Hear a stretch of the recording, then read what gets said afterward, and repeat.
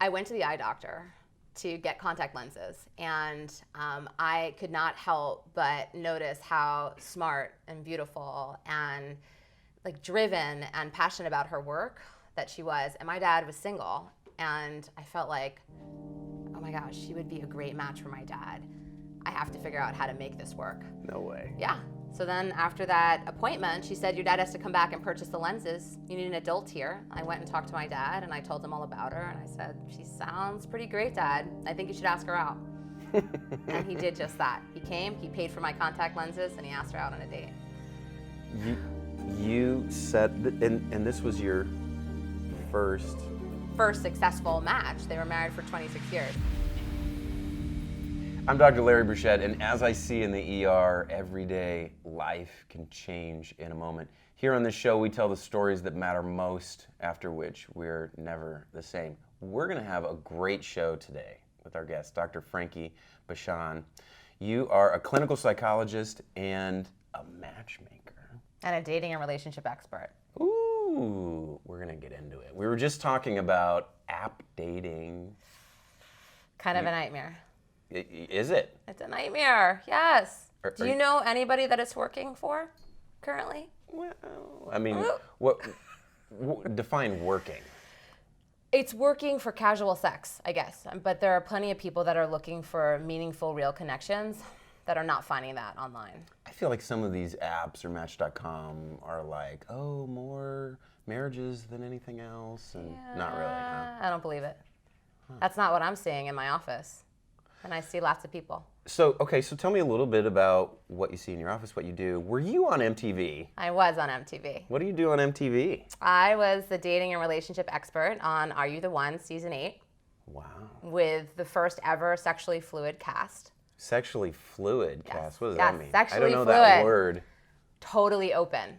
So there were... Everybody's bi? Everybody's open.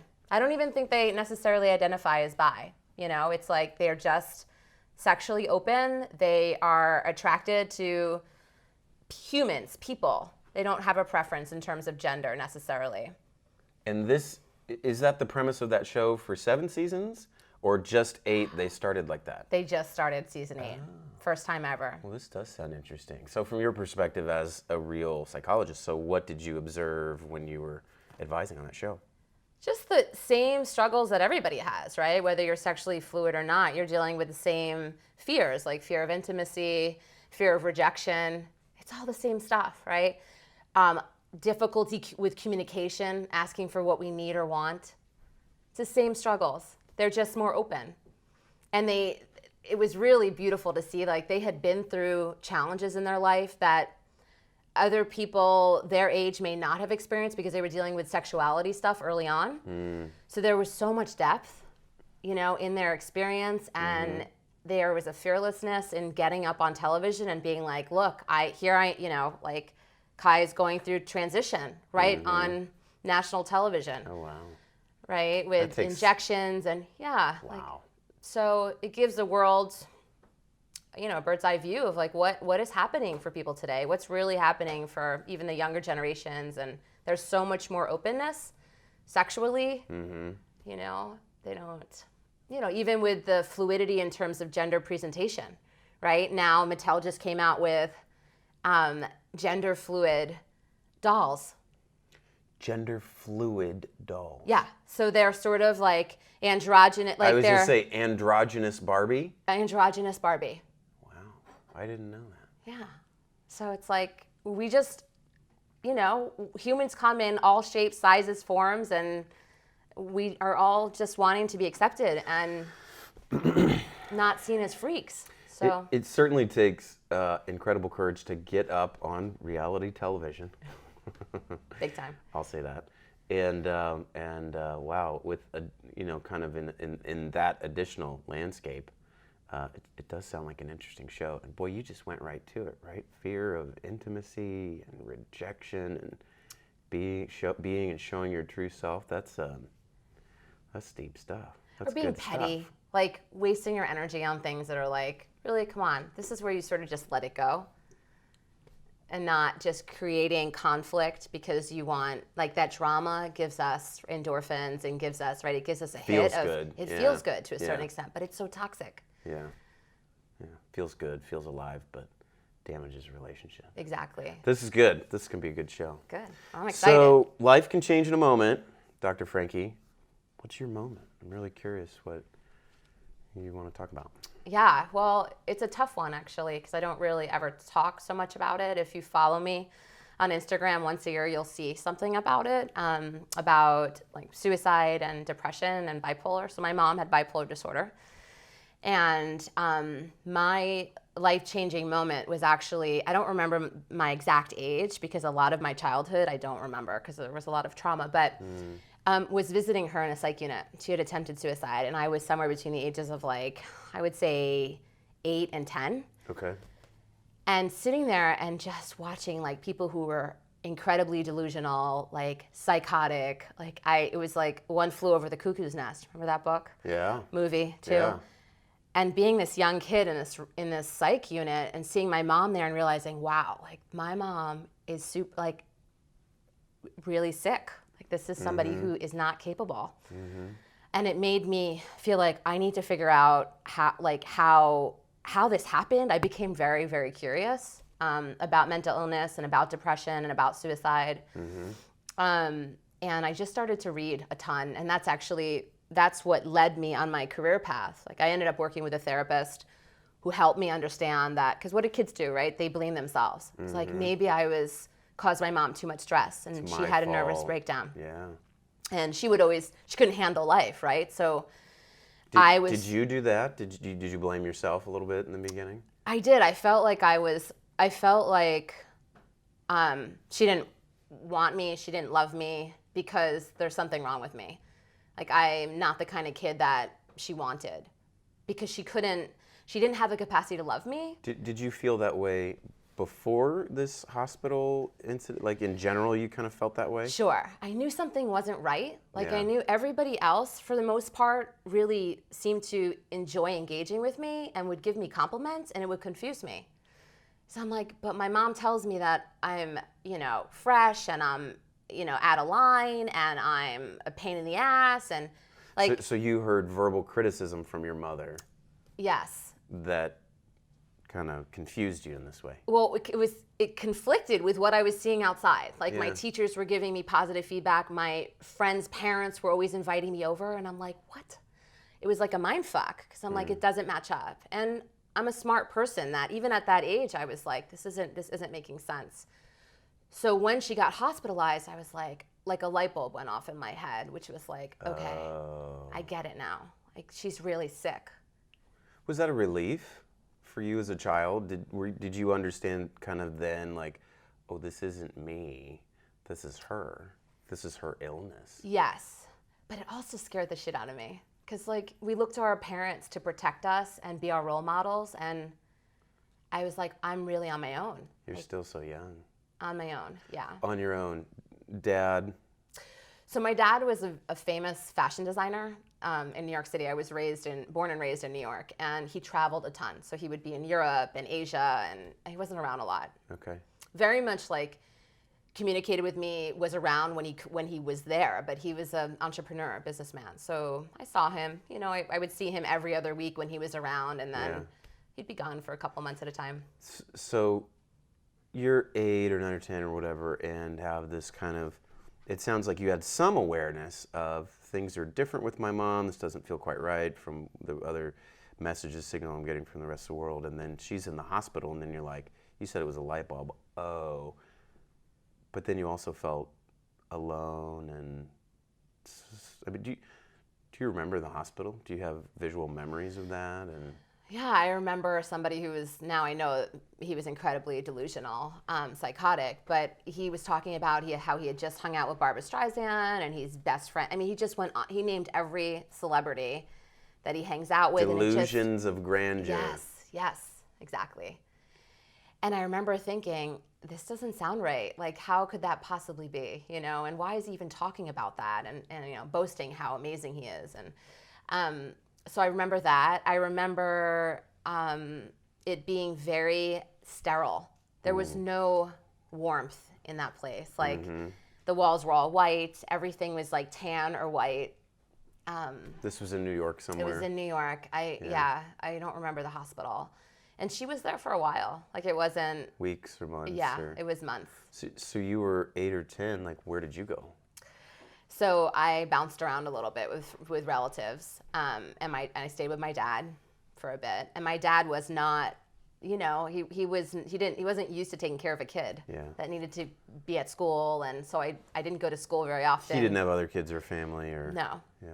No, that came later. Wait a minute, did you say you didn't go to school? I didn't. Oh, you cut class. I cut class. You didn't have a parent there to get you to school. How do you show up at school when everybody has their homework done, and there's a test that's being given and you haven't studied anything? You just don't go because it's too much shame. This was a big crisis for you with all of that. Yeah. So I just didn't feel like. I felt like it was an aha moment, right? Like, okay, my mom's really sick, and I felt like I don't really have anybody to look to help me move ahead. So what am I going to do? It was kind of like, how am I going to figure this out? And I reached outside of myself to my friends' parents, and I just started to I don't know even how I survived. Like I was very scrappy. So I tried to get reassurance and encouragement outside of my parents, right? To let me know, okay, am I okay? Am I doing good? Should I continue going down this path? And without them, I don't know. Like, I don't know. If I didn't have my chosen family, I wouldn't be sitting here today. If you didn't have the parents and supportive friends and so forth, that they were there for you. They were there for me. Or teachers that saw that I had potential, that would invest even the few minutes after class when I was in school. Or I did theater, for example. They wanted me to do a production. I can't even remember the production, but they chose me to be a part of it. People saw, they would see a glimmer in me, and they saw potential, and those people are what saved me. Because most people just didn't see. They didn't, and I didn't walk around talking about it. It was embarrassing. Did they know, or they were just being kind of encouraging figures in your life? They knew. I think they knew more than I thought that they did. Because you could, if you're an adult and you see this kid there's no structure in their life. They go to school here and there. They are, they have no curfew. They have nowhere to be. Yeah, you're without that structure and parenting. No parents asking, whose house are you at? How long was that period where you were like that? Did mom come back and resume kind of being your mother? Not really. So she came back after a few months, and she was on a ton of medication. Back then, medication for bipolar disorder was just Haldol. It's probably really Haldol. So super sedated, just kind of out of it, hardly functioning. She got onto welfare, so she didn't have money anymore. She used to have clothing stores in New York City. Wow. So she started to struggle financially. So then I stayed with my dad and my grandparents, and then ultimately I moved away in 8th grade. I was sent to boarding school. My dad, I set him up. They were my first successful match. My dad and my eye doctor. I matched them when I was 13. Wait. That was a big jump. You went to boarding school, and did you say you set up your dad and your eye doctor before that? Yeah, so she is the one that said to my dad, are you kidding me? This kid is just, you know what I mean, going to amount to nothing in life if you don't set her on a path, and sent me to boarding school. So it was a blessing. So I set them up, and she ended up having a really big impact on my life in that way, especially. So they were together for 26 years. They just, a few years ago, they just divorced. 26 years. Mm-hmm. So wait a minute. And so to fast forward and to skip, you are a matchmaker now. I am. That's part of what you do. Yes. And it sounds like at this 13 or whatever it was when you put your father and your eye doctor together, that was your first match. The thing I'm wondering is, how did that, that happened amongst that turmoil and at that point of your life, and it's something that you're still doing, how did that influence that career path?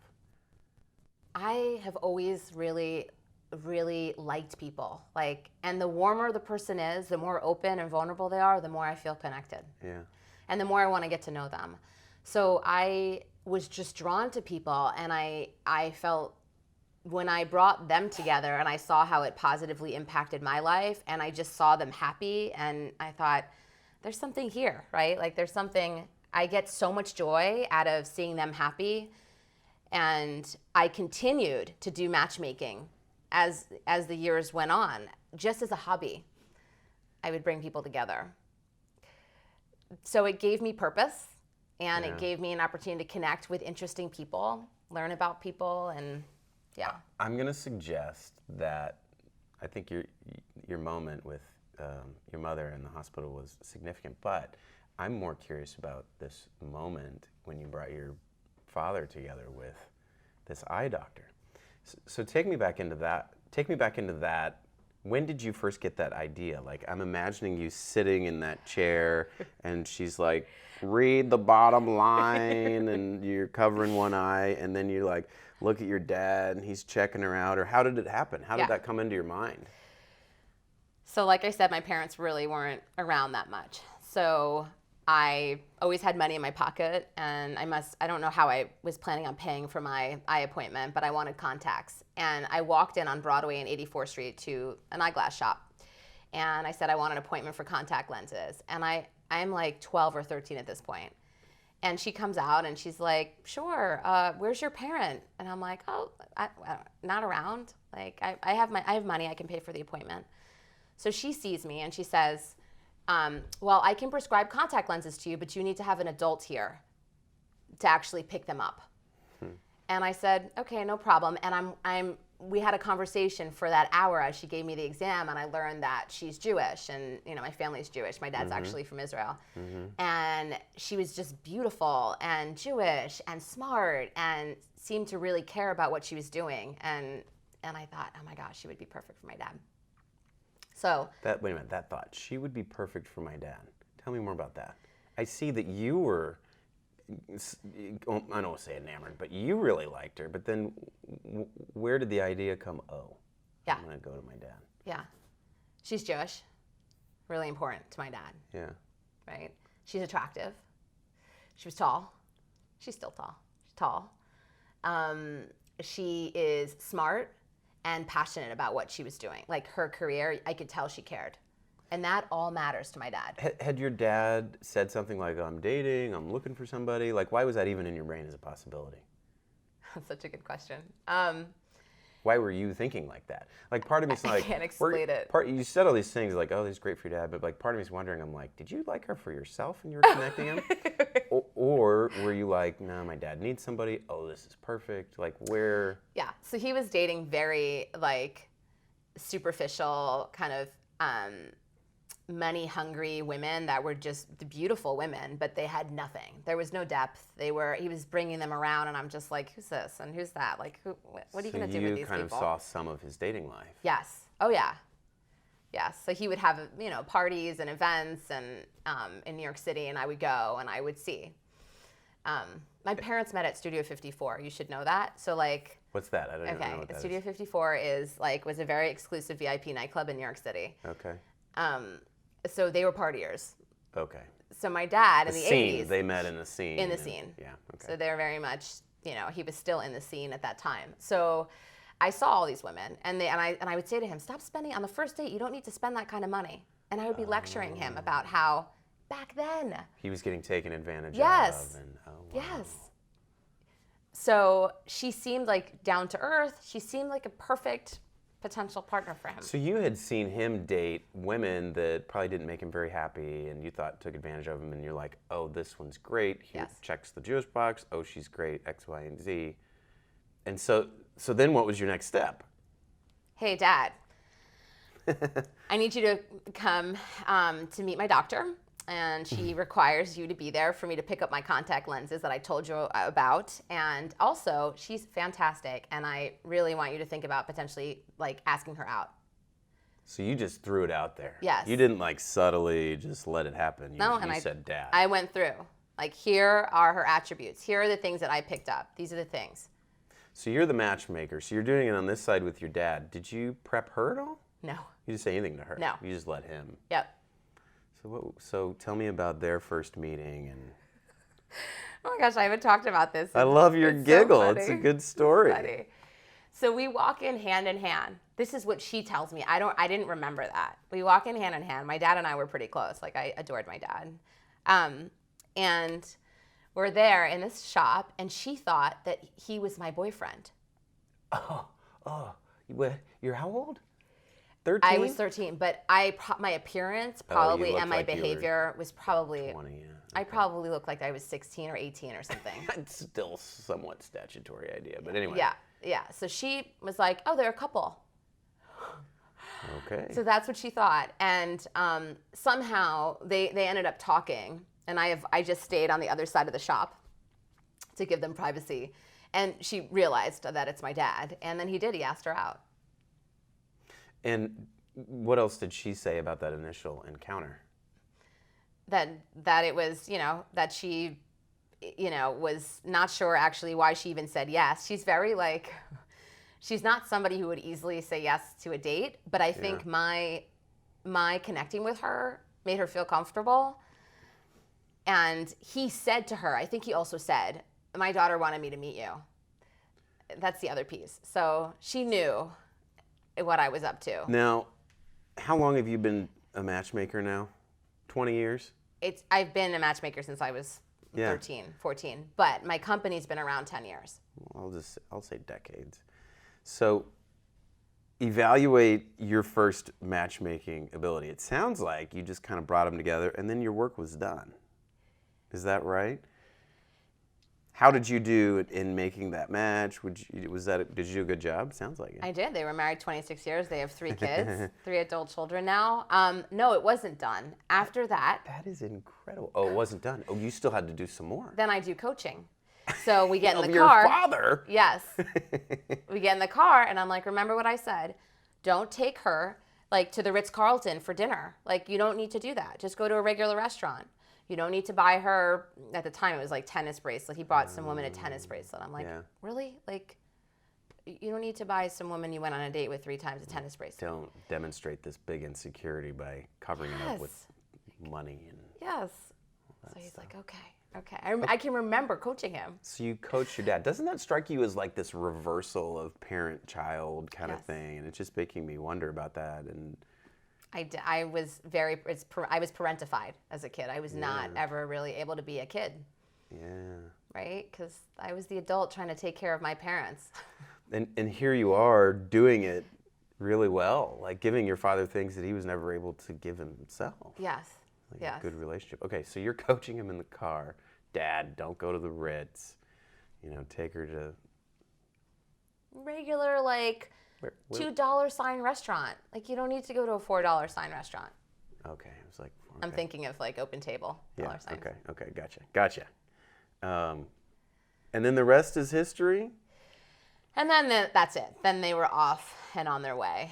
They got married and so you're a teenager. So take me through your story where you're like, hey, I'm onto something. I like this. I get joy out of connecting other people and bringing them joy. And this led you to psychology and so forth. Yeah. So I kept, I would take note. If I met somebody that was single and, I would make a mental note. And then if there was somebody else that I met was single that seemed like a potential, I would be like, hey, can I introduce you? Or why don't you both meet up and we'll go to dinner? I would just try to organize get-togethers or parties or dinner parties at my house.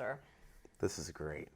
So I got 2 questions for this. One, what do you look for with compatibility? What matters? What doesn't matter? I feel like I've heard different things about what's important. Do opposites attract? There's that question. And then the other question is, as a matchmaker, what's the best way to set people up to see if they get together and vibe or whatever?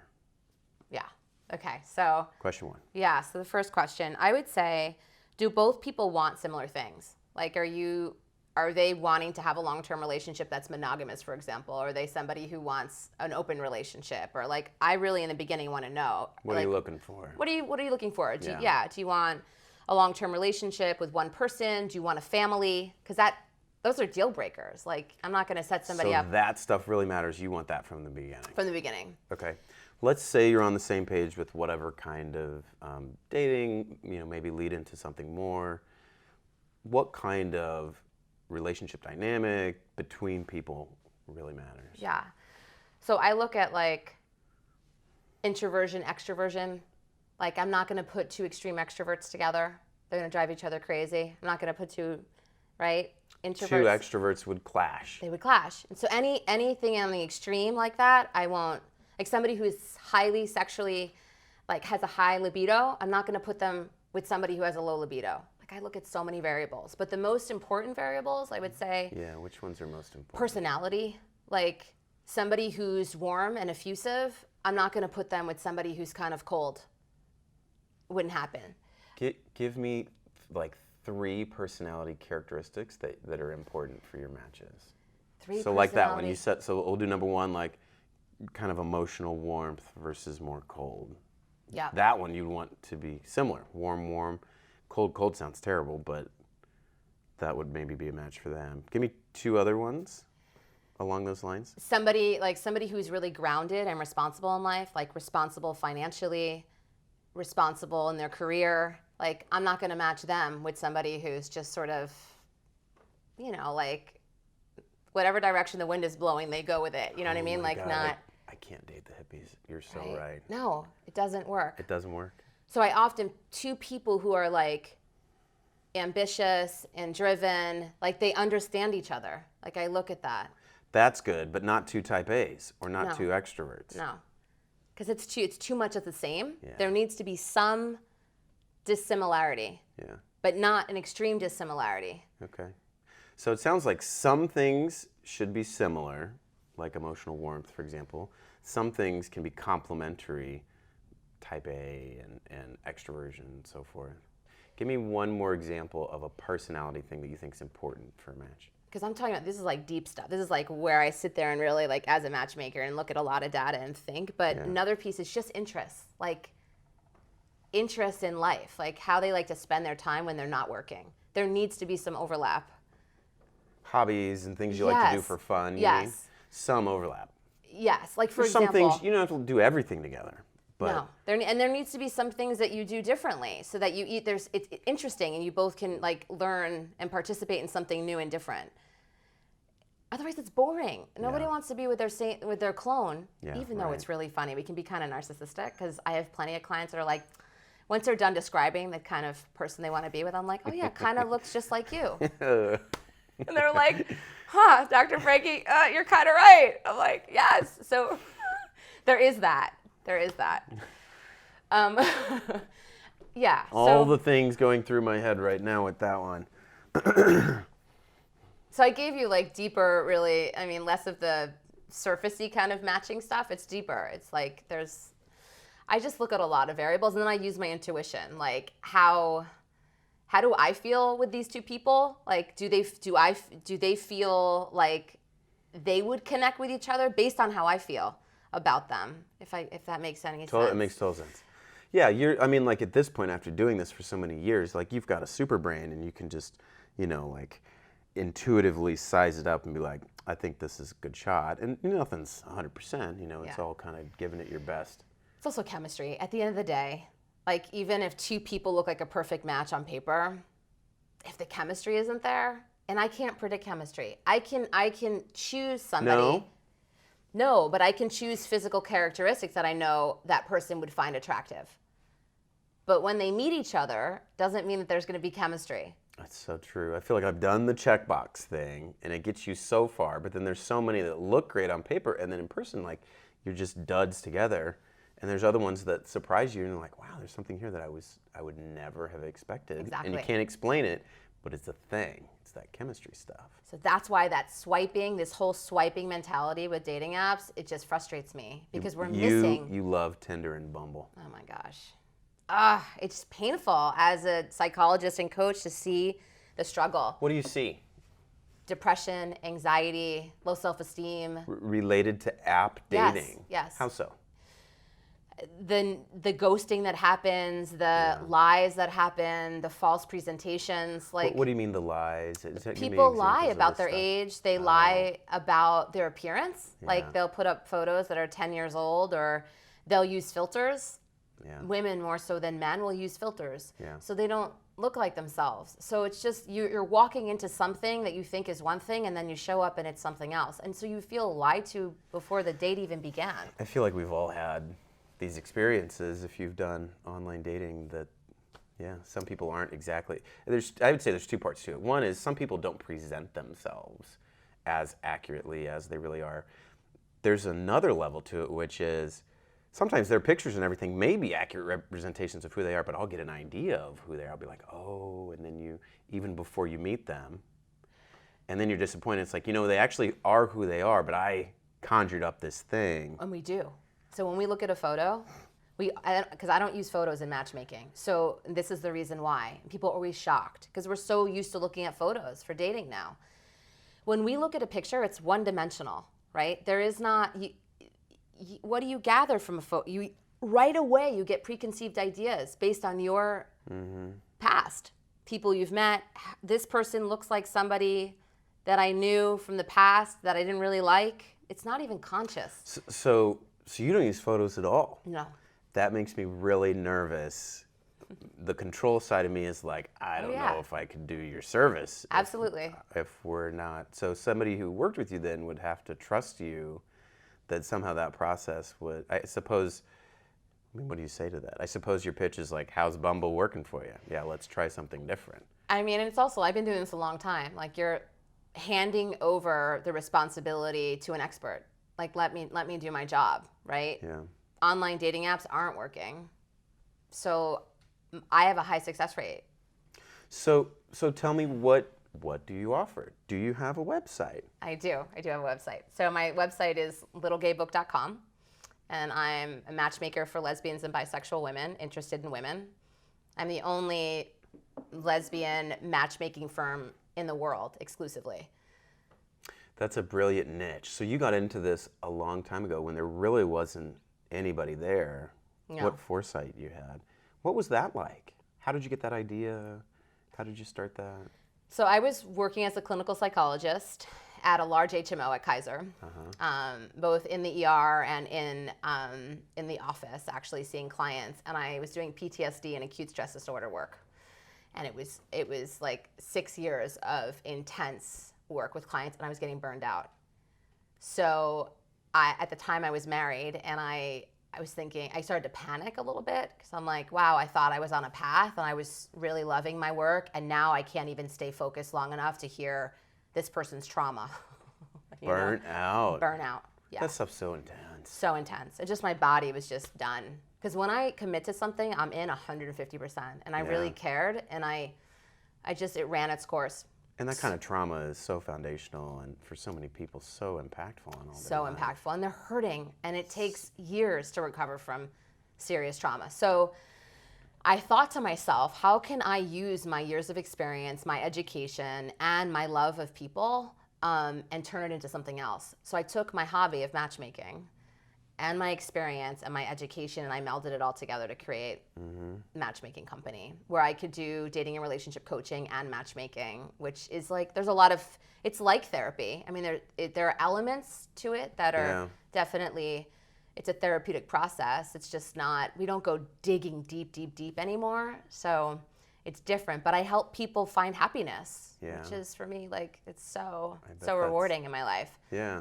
Yeah. So I think the question, it makes sense to me that you were, this is kind of a theme. We did some interviews yesterday, very similarly, business guy who ended up turning into an artist. He was not happy in his job, he was even depressed, and he figured out something he really wanted to do, and then he pursued it. And the question I had for him that I also have for you is like, well, what's the first step? How do you transition from, probably, if you're working for Kaiser, you're probably making decent money, you probably have benefits. You're like, wow, this is not working anymore. I'm burnt out. I really like this other stuff, but how do you get started? You don't just like erect this website and all of a sudden there's tons of clients. How did you get started? Yeah, it's scary. It was scary then, and I just kind of I accepted the fact that this wasn't going to work and I couldn't stay on the path that I currently was on. And I started to sort of test it a little bit, talking to people about it. And I needed to feel sure that there was a need, right? There was a need for this service. And I knew that there was. I just didn't know if people would actually take me seriously. Because when I would say, I'm thinking of opening a company for matchmaking, they would laugh and they'd be like, what the hell's that? But I trusted my gut. There's something about it kept gnawing at me. It would not let up. What did your gut say? Go for it. Do it. There's I know it's something scary. there. There's We can do something there. this. Yeah. You can do this. But the doubt would creep up, right? And I was afraid to lose my health benefits. I was afraid to lose my fancy office, and What were your doubts? Like, what were your fears? I had small children at the time. I was afraid I wasn't going to make money. How old were your kids? 3. Wow. Yeah, 3, 4. They're 14 now, so 4. So you had financial pressures. Yes.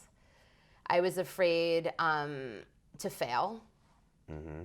What if you do it? You start this whole thing, nobody comes. And I give up this great job that like 1,000 people are waiting right now at the door to just hop in my seat. Yeah. Yeah. So how did you take the jump? This does sound like I'm feeling right in that. I'm like, why did you do that? Yeah. I didn't jump that quickly. I gradually. So I worked like 60 hours, 70 hours a week. I would work a full-time job at Kaiser. And then at night, I would moonlight, basically. I would work till 2 a.m, building a website, writing. I was writing articles to try to get publicity, all that stuff. So you're doing 2 things at the same time, and I was starting to get in some revenue, which would like reinforced. So you kept your day job, Yes. and then this kind of passion project you slowly transitioned to over months, building it up, building a clientele. Years. I didn't leave for, I would say, 2 to 3 years. I did not. So this leave was Kaiser. like so you got the idea and you started building, this was like a 2 to 3 year plan until Yes. and then you finally did. And I did it. So Yeah. tell me what that was like. So liberating, but really hard if you're on your own and don't have a partner. At the time I had a partner that was like, Frankie, I got you. So like, because I was like, what if I don't make enough money next month to help pay the bills? Yeah. And it was like, I've That's got you. huge. And so that helped me. If that wasn't there, I think I don't know that I would have done it. I would have been too scared, I think. But so I have so much like appreciation for people that do it on their own without knowing that there's like a safety net. Yeah. That's huge. It's huge. Huge. I have no regrets. Like, I feel like in hindsight, if you truly feel like it's where you need to be and it's in alignment with your like with the purpose and the like, it feels right at your core, go for it. Like you're not going to allow yourself to fail. Like I don't know. Where did you feel that? You're pointing. Right in my core. Yeah, where? Right here. Right there. Yeah. What does that feel like? Describe that. It feels like an intensity of like just you got it. Like go for it. It's tight and it just feels like strength. A certainty, an energy, a strength. An energy. Yeah. That like don't allow your doubts to get in the way. It sounds like yours was a feeling you had right here, and then you also had these positive messages that just kept coming from it. Right? Yes. You can do this. This is, But then people on the outside would say to me, they would laugh and be like, what kind of idea is that? Like, are you kidding? You're going to do a lesbian matchmaking site and leave Kaiser? What are you thinking? Crazy. Like, why would you ever do that? You have such a great job. That you can be there forever. There's all this potential for growth. Why would you do that? You have 2 small children. So there are always going to be those naysayers out there that most people are afraid. Most people don't own their own companies, right? Because they're afraid. Because it's hard. And it's hard. You built it up over a couple, 3 years. So it makes sense to me. I think it's a reasonable thing for a lot of people who are interested in transitioning to work they're more, passionate about like this. So I'm curious, like, as you kind of dipped your toes in, did you get a lot of positive feedback? Did you get a lot of people that were interested? I mean, it had to have been successful for you to continue. What was that like? When I successfully matched people, that was just, for me, I knew in my heart that I was good at it because I had already been matching people for years. But then when I was doing it on a bigger scale, when they would talk to their friends, or, I mean, my clients are successful because it's not inexpensive, right, to hire a matchmaker. And they're connected. So they would talk. And then they would refer people to me. Word and of then, mouth. yeah, and that was really how I did it. I didn't advertise. I didn't have enough money to advertise. So it was all word of mouth. And at the time I thought, well, that makes me exclusive.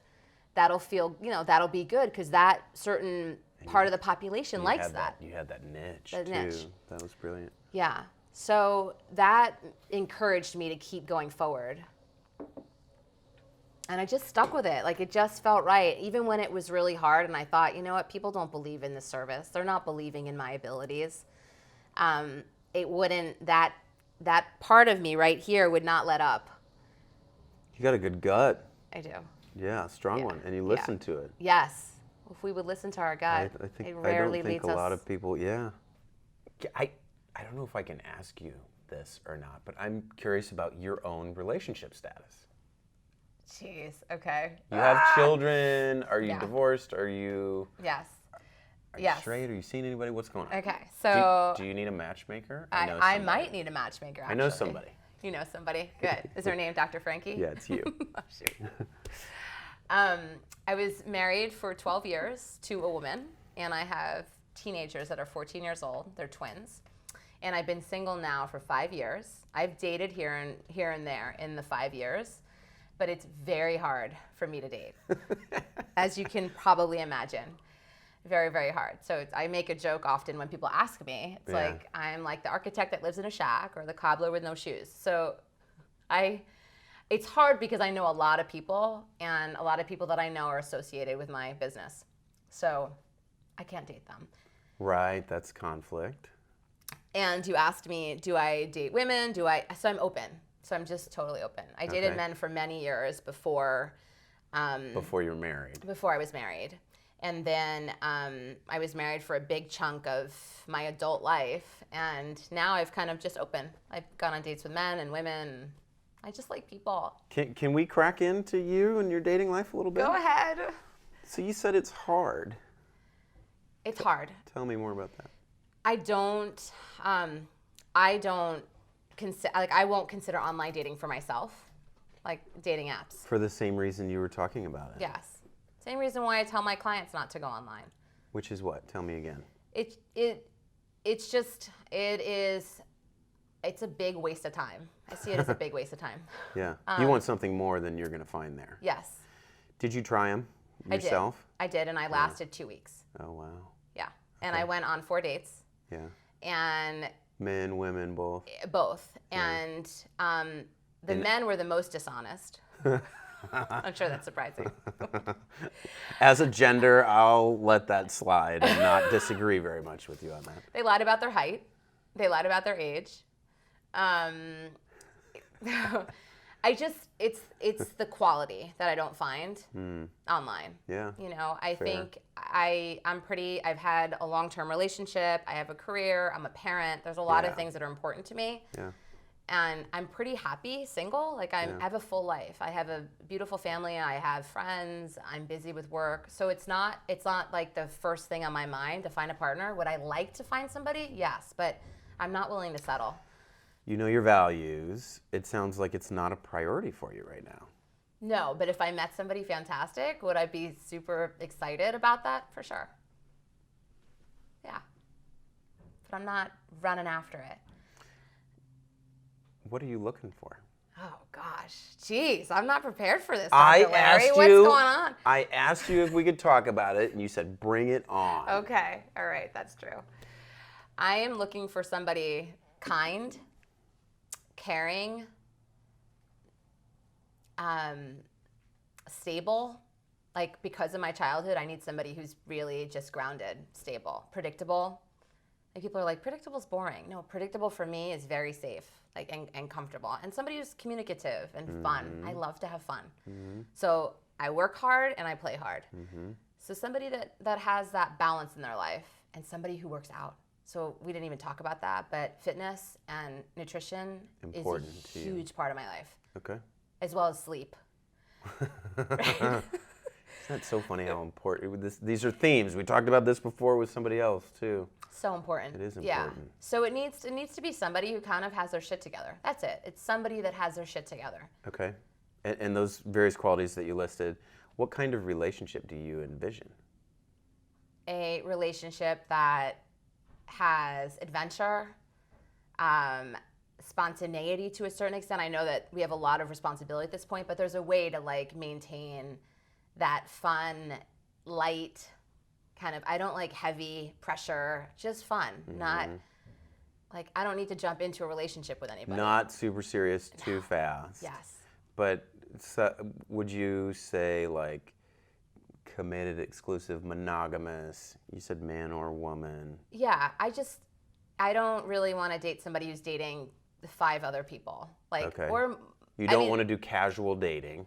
Initially, yes, right? I want somebody who's not going to just go on a date with me and then be like, we're monogamous, right? That feels like a lot of pressure, right? Something that's reasonable. Maybe we're dating for, this is what I tell my clients. You're hearing the same thing that I tell my clients applies to me. Okay, good. I follow the same rules. So You if walk, you talk. Yes. So Yeah. if I'm dating somebody and we've gone on 4 to 6 dates, I would say 2 months, right? Dating somebody for 2 months and it's feeling like we both are really liking each other. All I would ask would be that if they're going to hook up with somebody else, that they let me know. They let me know. I don't really want to be having sex with somebody that's having sex with somebody else unprotected. Yeah. It's about safety, health, Yeah. more Yeah, than anything it's for risky. me. So let's just like, because I think this is kind of a common thing a lot of people run into. You're dating somebody. Are we something? Are we not? It's been going for a while. Is this casual? How do you have that conversation with someone, especially when you care? Hey, we've been dating for 2 months now. I am really I'm digging what we have going on. I'm enjoying getting to know you. I want to continue to get to know you. It makes me a little uncomfortable thinking about you with dating other people and us being intimate together. I'm just wondering, like, do you have any thoughts about that? I would ask you to tell me, right? Yeah. I'd share a little bit of my anxiety or my discomfort and then have a dialogue about it. I feel like there's this part of me, I have different thoughts on this. There's a part of me that's like, oh no, you just like, you play cool and then like when you know, you know. And then I'm like, yeah, but in practice, like if you don't communicate, it's rare that you're just gonna know and show up on the same page You're at not month, going to. whatever, you know? I think, but then there's also the fear of, oh, I don't want to be too needy or too much too early and initiate this conversation. Yeah, You know? there's a fear of that, but like we're not 21, right? We're adults. This is part of mature adult dating. Yeah, like are we dating? Like that's something you should know about in the beginning. Like are you dating for casual, for fun, or are you dating ultimately where you want to meet somebody? Yeah, be clear within yourself clear. about what you want. And not feel like, oh, that makes you weird by being like, ultimately I want to have a relationship. Doesn't mean that you need to be jumping into a relationship in the next month or 2. It means Yeah. like down the line. Yeah. When the timing is right, when it feels right, not to force something. Yeah. But people don't balance want to be these things. creepy. They're like, I feel creepy if I say in the beginning on a first date or second date that I ultimately want a long-term relationship. That's too much. I think there is a fear. I think it's just the basic fear of rejection, right? Hey, I like you. I'm afraid to have this conversation because I'm worried you may not like me as much, or this might end it, or whatever. Say that. That's beautiful. What Yeah. you just said is perfect. To show some vulnerability, It's uncomfortable. Even though we're role playing, it's uncomfortable. it makes you so likable. I have one more question for you around your relationship status. This is a good one. This is a good one for you. It's a good one for the people at home. What holds you back from having the relationship you really want? That's a great question. I would say fear of getting into something that I can't get out of. What does that mean? So fear of getting into something that, it's twofold actually. Fear of getting into something with somebody that isn't right for me. Because, right, we've all been there where we get involved with somebody that isn't right for us and then we're entangled. Where you emotionally attach and commit Yes. to maybe not the healthiest relationship. Yes. And then you can't get out. Like you can ultimately, but It just it's hard. hurts. It's like Velcro. It's So painful. Band-Aid, yeah. So that's probably it. Like I keep holding out for somebody who seems like they would be the right fit that isn't the person that I keep gravitating towards naturally, that like the person that's wrong for me. I see. So I hold out. So it's like kind of balancing like the protective head side of you that's like, okay, this is a healthy, good idea relationship, and this like emotional feeler that's like, oh, this feels good. I'm gonna keep doing that. Yes. You're worried you're gonna like lead with the feeler and get into something, and then Even though intellectually, I know, right? We like, know. you're one person. Yes. You're one. Yeah.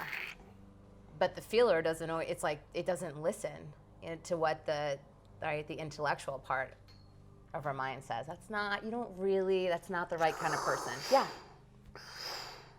So that would be the reason. Even the matchmaker has something to learn and grow and 100%. yeah. Plenty. That's Plenty good. to learn. I like that. Okay, look, so you asked me about this question that I asked you earlier when we were talking about, okay, you get a sense of two people and if they're compatible. I want to ask you about your process as a matchmaker. So once you get a sense where you're like, gosh, Jane, I think she would be really good with Sarah. What's your role as the matchmaker? Do you just like set them up for coffee and then let it ride and that's it? Or what do you do as a matchmaker to facilitate that?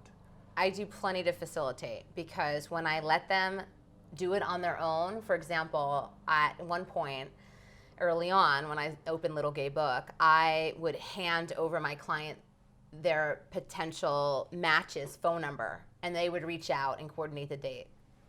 And they would inevitably screw it up.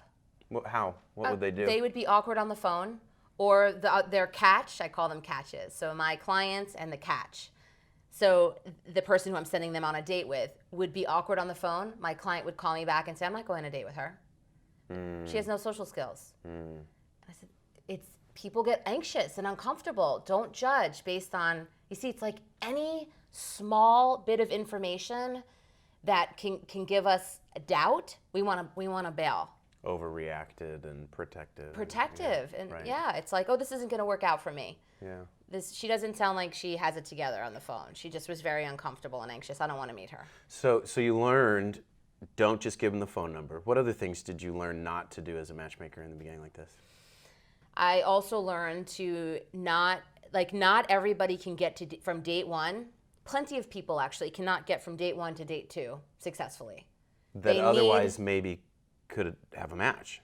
Yes, but they get caught up in, there's so many, a variety of things that happens for them. For example, somebody who's been single for quite some time has been going on, app dating and has been disappointed time and again. All of a sudden, they're sitting across from somebody who actually could be. Like, oh my God.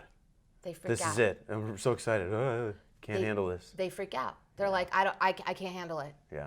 This is scaring me, is what it is. It scares me. So I can't, I don't want to go out again. Oh, really? Yes. When I hear that, I'm like, I feel like I would respond like, oh, let's go out again soon and scare them away like that. But you're saying it scares them and they just disengage. They disengage. Oh, wow. Because now they have to show up. Oh, it's scarier. Yeah. Possible rejection. It's intimate. Yeah. That's intimacy. So now like you're finally seeing that person that you've been thinking about, you've been envisioning and like wanting to manifest. They're sitting right in front of you. Now you get scared. Okay, so these two things, they don't work sometimes, like phone numbers or just the first date. So what do you do as a facilitator to get past that? And I feel like a marionette, you know what I mean? Like, you gotta do what you gotta do. I gotta do what I gotta do. So behind the scenes, I'll contact my client. First of all, I get feedback from both people. So within 24 hours of the date, because I coordinate everything, I basically give them all the information they need to show up to that date successfully. Show up at this coffee house at this time. Yes. You're gonna have a 1 hour date. You're Yes. done or whatever. You structure it that much? Yes, and I give them each other's phone number in case they're running late to let them know. Sorry, I'm stuck in traffic. Are they 5 minutes not late. allowed to text or call each No other or whatever? communication before. Oh, really? And so and these are very strict rules, it sounds like. Yes. Oh, I'm surprised. And there's no sex on the first date also. It's another rule. Really? What happens if you break that rule? It's going to explode. I mean, I'm going to be upset. Do people break that rule sometimes? Well, they'll lie to me. And I can tell because they can't lie to me. They'll try to lie and then they just are like, all right, I can't do it. One of the two can't handle it. One of the two can't keep the secret. So tell me all the rules. Just what you said. No communication, no sex. the date's over, no extending the date or whatever? Is it just... You're not drinking more than a couple cocktails Okay. on the first date, because what happens is you get lubricated, right? You're drinking too much, and then you're disinhibited. So then you share too much. You're spilling, I call it. Oversharing. Too much, too early. Yeah, like sharing details about your divorce or details about all your horrific dates and too much information. Too much, too early. Or your ailments, you know, or your mental illness or your sexual trauma or deep stuff that you Yes. got to slowly reveal. We don't want to over talk time. about that on a first date. As you're telling me this, I think this is great. Like, not just how you do it, but maybe those of us who date can incorporate some of these things, you know, for better success. Yeah. Other rules?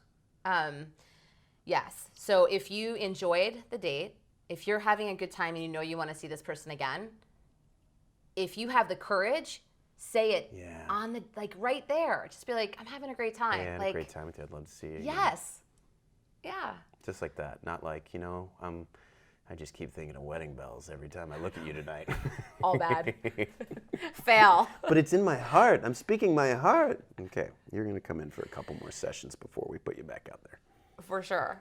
That would be happening. Is it okay if I wear an off-white wedding dress? Or Or red? how do you feel about destination weddings? Should I ask your mother and your father about the proposal or just your dad? Oh my gosh. Yeah, no. None of that. None of that needs to be happening actually in less than a year. Like, we don't even talk about wedding plans or marriage. You don't know the person. Do you have to calm some people down like that? Sometimes I have to say, whoo, we need to put speed bumps in. Yeah. Slow down. Pump the brakes. Pump the brakes, because you are going to put the fire out. So let's talk about that. What happens if you do go too fast? Why can't you just like, oh, this feels good. Let me get in. Let me just feel it. Feel the good stuff. You laughing. I know, it's so... You like, laughing it's in my so, heart for. I just want to feel good. It's so intoxicating. I just want to I mean, feel you get that high. love. You get high from that, right? And It's a drug. It's a drug. Yeah. But that's exactly it. It's chemical.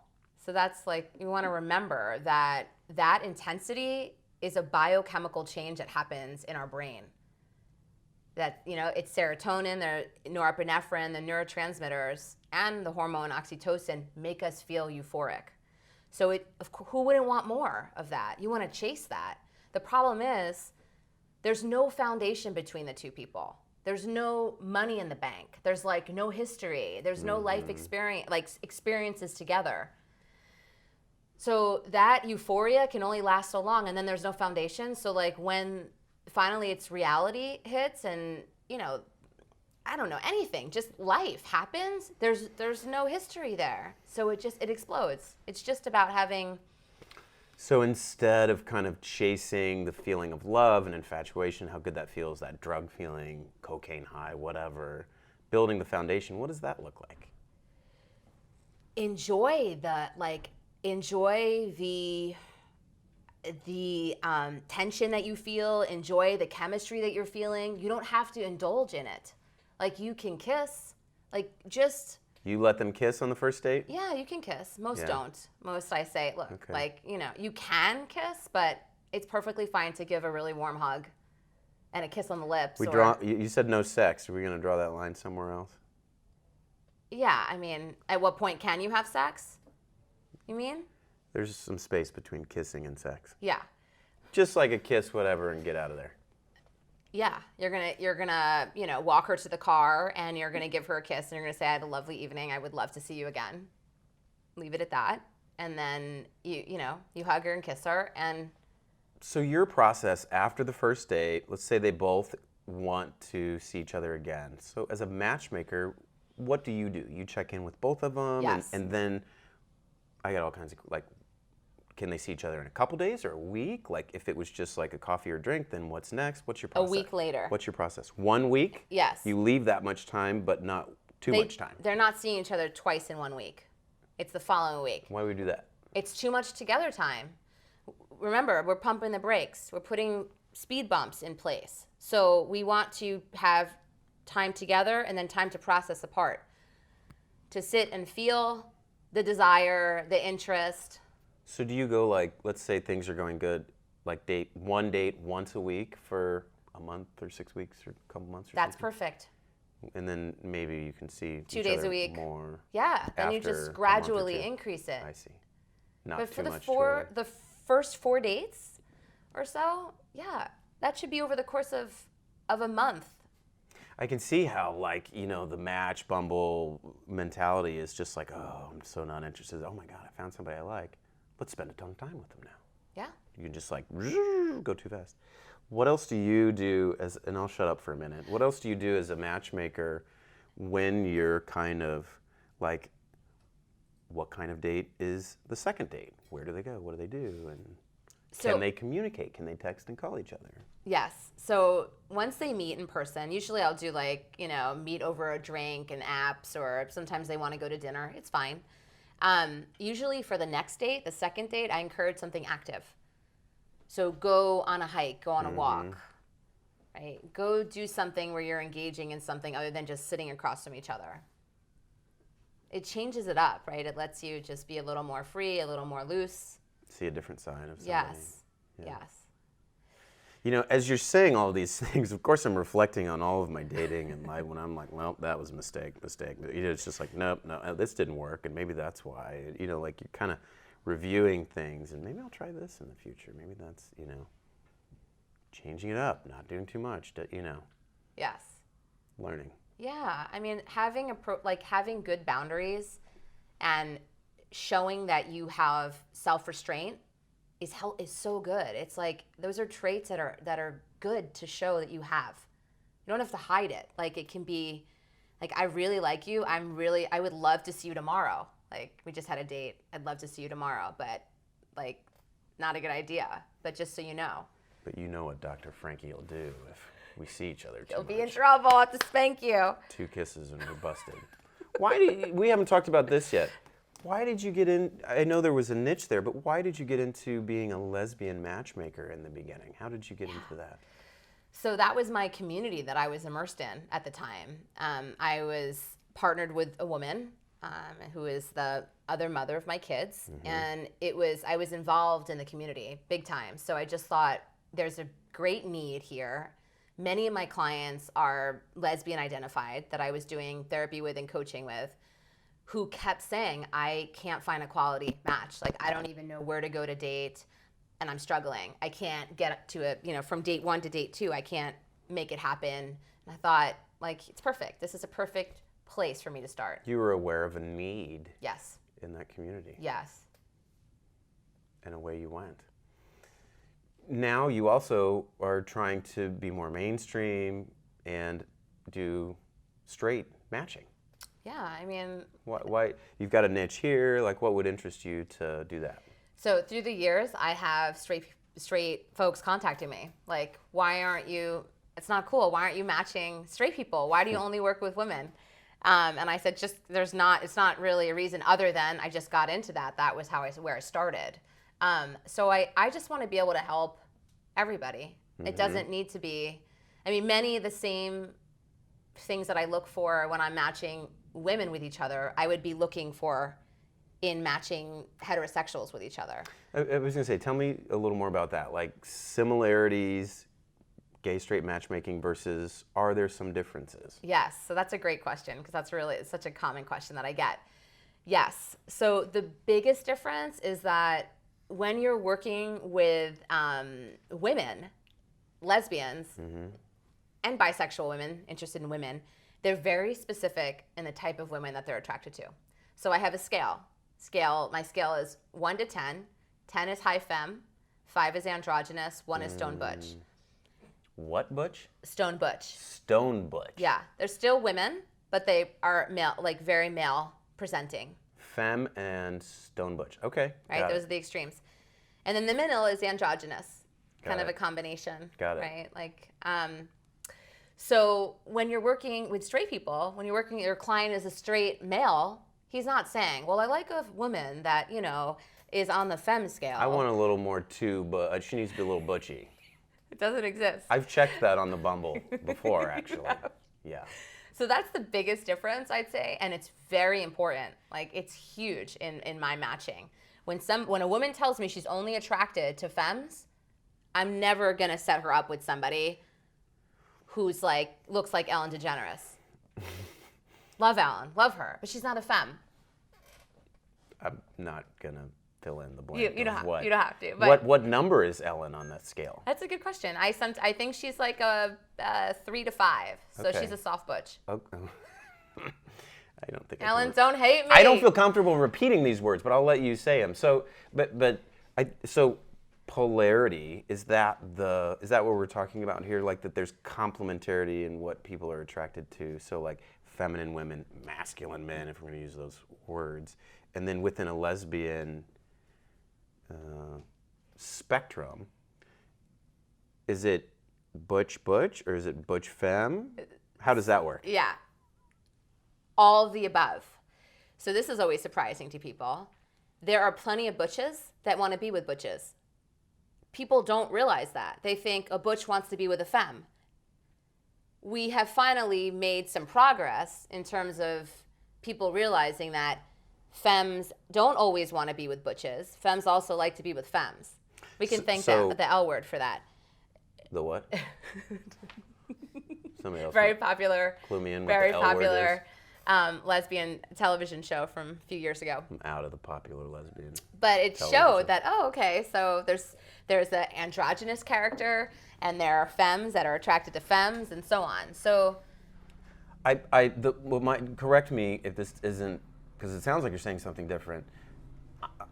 What I understood sexual chemistry to be largely based on was a masculine-feminine polarity, and I thought that even applied in same-sex.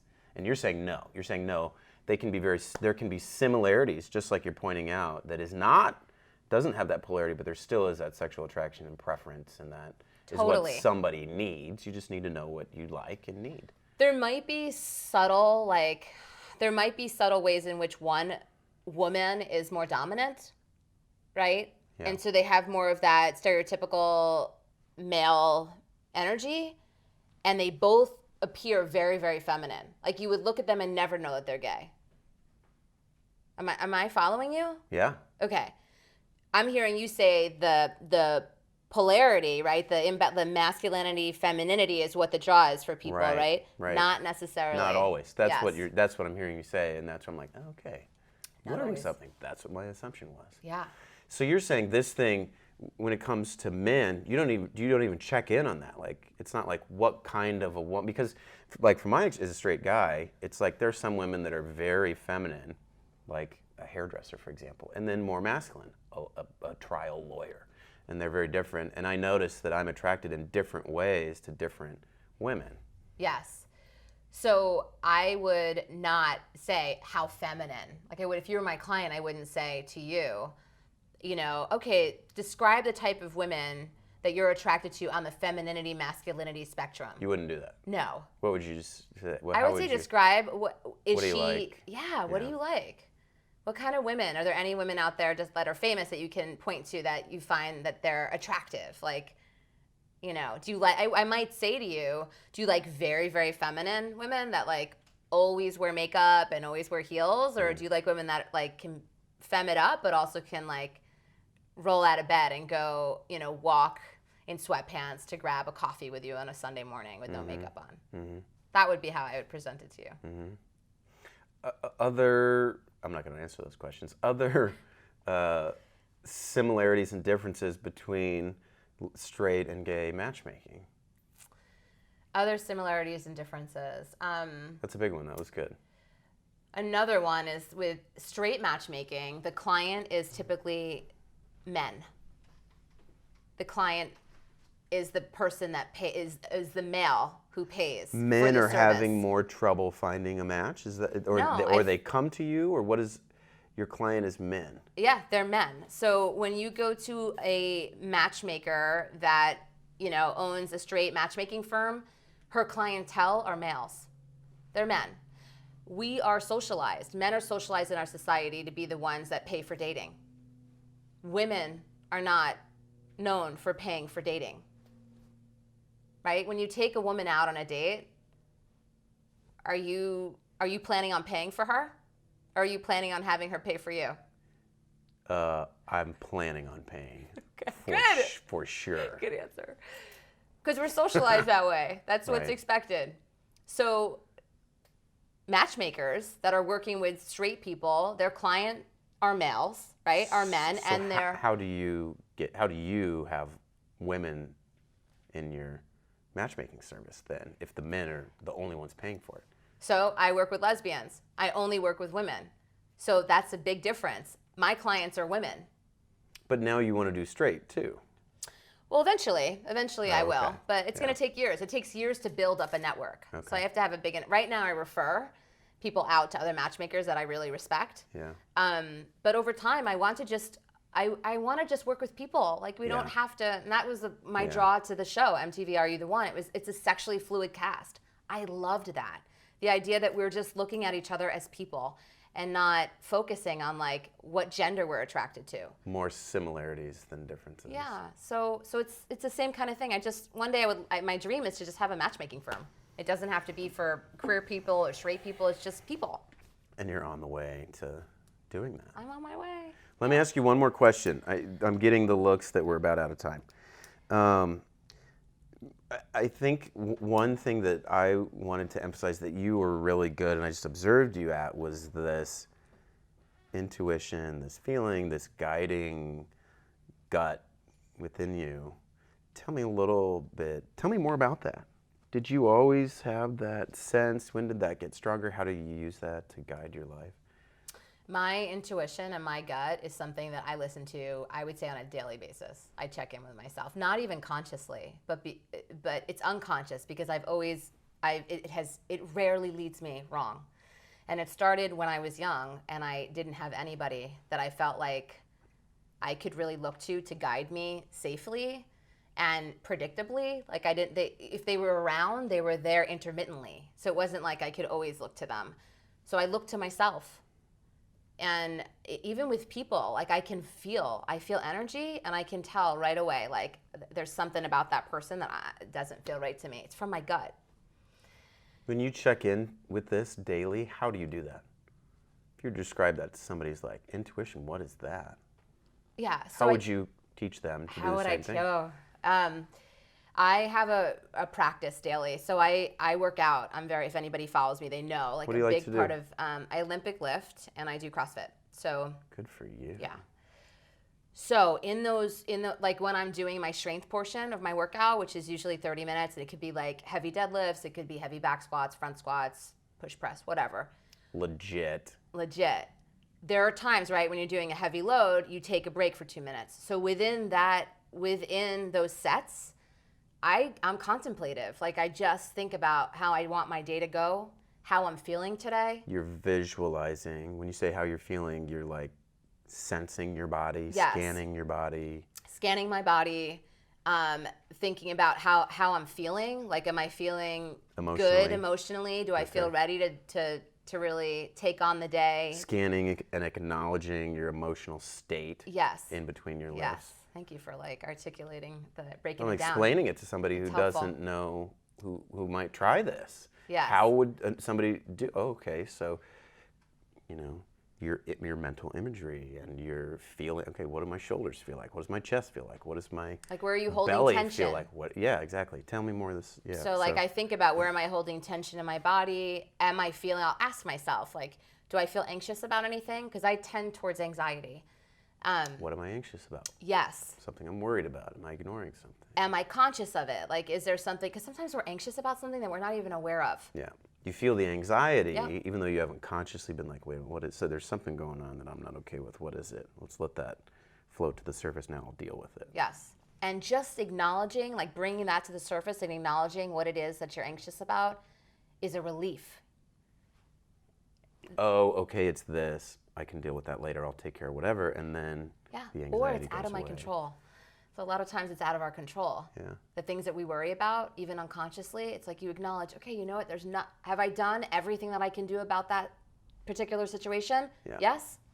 That's it. There's nothing more I can do about it. Where is this intuition again?